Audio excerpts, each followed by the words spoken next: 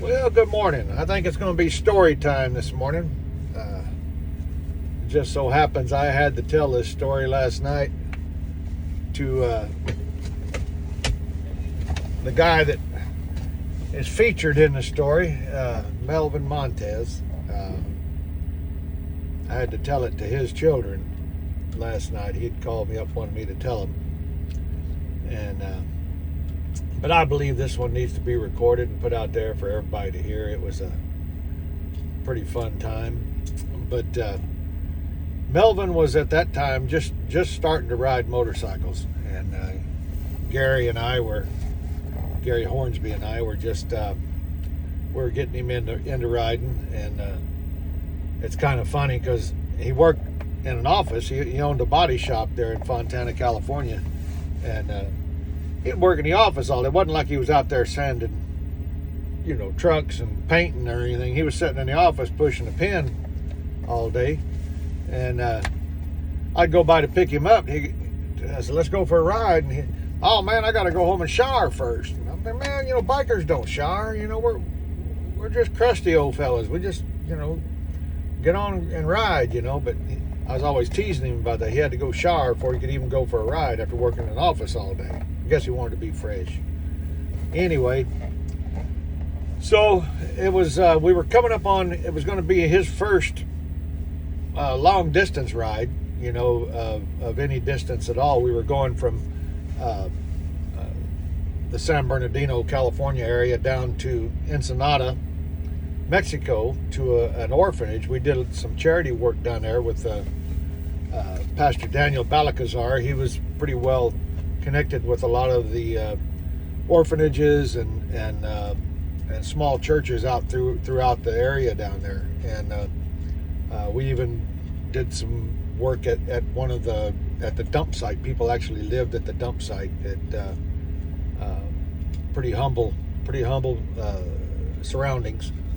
But this time we were actually going down to, it was actually a pretty nice orphanage for being in Mexico. I mean, it had pretty much all the amenities, and they even had, if I'm not mistaken, it was sponsored by one of the bigger churches. I don't remember which one, but they even had, like, when people would go down there to help work at the orphanage to build projects or whatever, they had like these tent dormitories for people to stay in, and showers and all that stuff. It was, like I said, it's pretty well appointed for being in Mexico.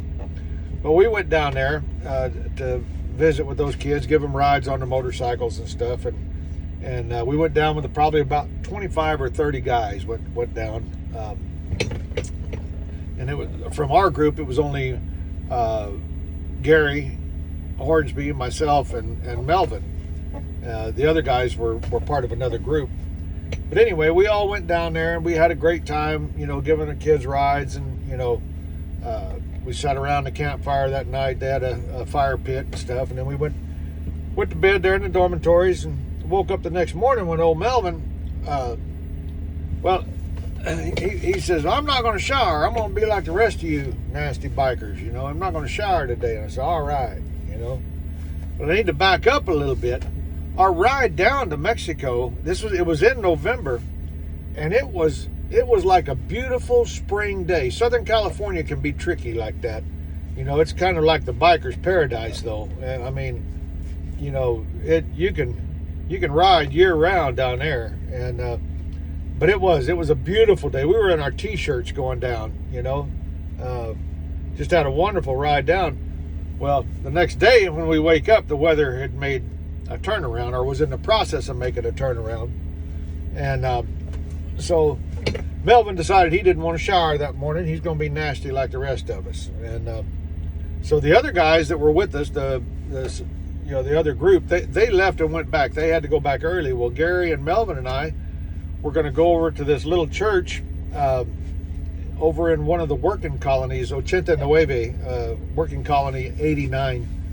And there was a little church over there that we were going to go visit them and maybe plan something to come down into that area the next time we come down. And so the three of us went over there, and it's way out on dirt roads. There's no paved roads. You know, and I mean, it's out. And we got out there. Ended up, it was Sunday morning, so we ended up, you know, going to church there that morning. And Gary ended up preaching a little bit, and Melvin was trying to translate for him. And finally, he just said, "Oh, be quiet, Gary. I'll just do it." And so he did it in Spanish. And but anyway, the whole time we're there, the weather's getting worse and worse and worse, you know. And by the time we're ready to leave, it started to rain, and not just a little bit. The temperature dropped.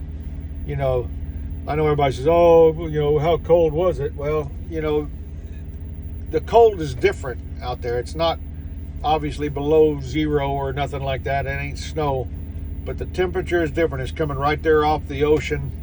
It's cold. You know, I don't care if you come from Alaska, you'd be cold. Anyway, it was pouring down rain now, you know. And so we're headed back. Well, we get on the toll road because that's the fastest way. And Gary's leading, and he's leading us at 100 mile an hour, you know. And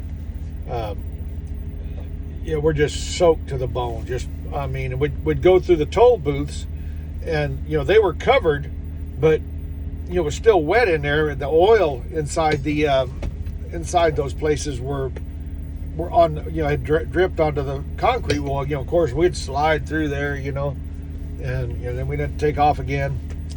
Well, as we're coming back into Tijuana, there was this big old Ford jacked up 4-wheel drive, you know, with a bunch of guys in it, and they went by us and hit puddles just to drench us even more, you know, and laughing and blowing the horn, you know. And then they went on, and anyway, we decided we weren't going to go through town. We were going to take Highway 1, where it goes around Tijuana, and usually is a little bit faster to get to the border. And as we get up close to it, as we get onto 1, the traffic is just backed up and stopped, you know. And we see those guys that had you know, drenched us back there. They had ran off the road and were sitting in a great big old mud puddle sitting on top of their vehicle, you know. We just kind of laughed and waved at them as we went by. You know, we split the traffic, and we get up and we see why the traffic stopped. The water is running down out of the city like a river, coming down out of the town, and it was hitting this big concrete barrier that was there, and it was flooding the whole place. I mean, it was real swift water coming down out of there, and it would hit that wall, and it would just, you know, people couldn't get through it.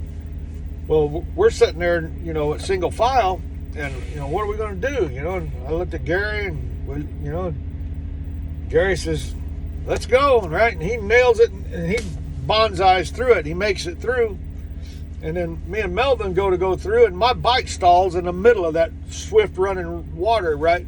Well, when we hit the water, we realized it wasn't water. It was sewer. And when we hit that, it just come up over us like this. Just, I mean, we got baptized in sewer water, you know. And so my bike stalls, and I'm standing there knee deep in sewer water, and Melvin's right next to me. And I look over at him, and I said, "See, ain't you glad you didn't waste that shower this morning?" You know? Well, anyway, we finally get my bike started, and we worked our way up out of where we were at, up into the town, and we were able to get across the border and into San Ysidro, and there's a Denny's restaurant. We were so cold and so wet and smelly. Oh God, we smell bad. So we walk into this Denny's, and it's crowded. It is, I mean, jam-packed. And we walk in, and it wasn't jam-packed very much longer. People started leaving. You know, we didn't have touring bikes back then. We had, you know, we just had all our stuff stuffed in a leather bag and stuck over a sissy bar, you know. And I found a dry shirt and a pair of socks in there. And I went in the bathroom, changed those out, and I don't know what the other guys changed into. Melvin, I don't think he had anything. He didn't even have a real motorcycle jacket. He had his Disco Danny jacket, you know, that he used to wear to the clubs, you know, back in the day. And when he was riding, you'd look back, he had it was a little half helmet on, and he wore glasses at the time, and looked back there, and all you could see, his jacket was up like this, like he had football shoulder pads on. The way up here, his head stick, just a little knot of his head, we called it turtle, looked like a turtle. But the wind just blowing right up the sleeves of his jacket, and he was soaking wet. So we go in there, and like I said, people ended up leaving, and we had soup and got warmed up a little bit. And, you know, we still had, you know, over 100 miles to go to get home. And we took off from there, and I mean 100 mile an hour all the way back to the Inland Empire, and soaking wet. And I'm telling you, Melvin hung in there. It was his first long ride, and I'm telling you that if that had been my first ride, I'm not sure how long I'd have been riding after that. But he earned his bragging rights for sure. And we got back up there, and it was so bad when I got home. My wife made me strip in the front yard. She wouldn't even let me in the house, smelling like that. Washed all my stuff with a water hose, and me too. And but yeah, it was pretty bad. But that was the story of Melvin's first long ride. And the great thing about that, what he's telling me last night, he's now got his sons riding with him, and his daughter-in-law and his daughter, my sassy girl, was riding with him.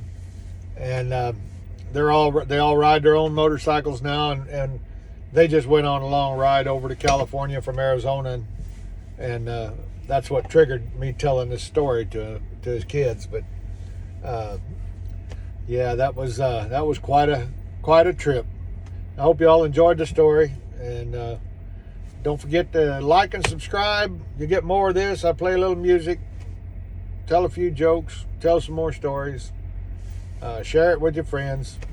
Y'all have a good day.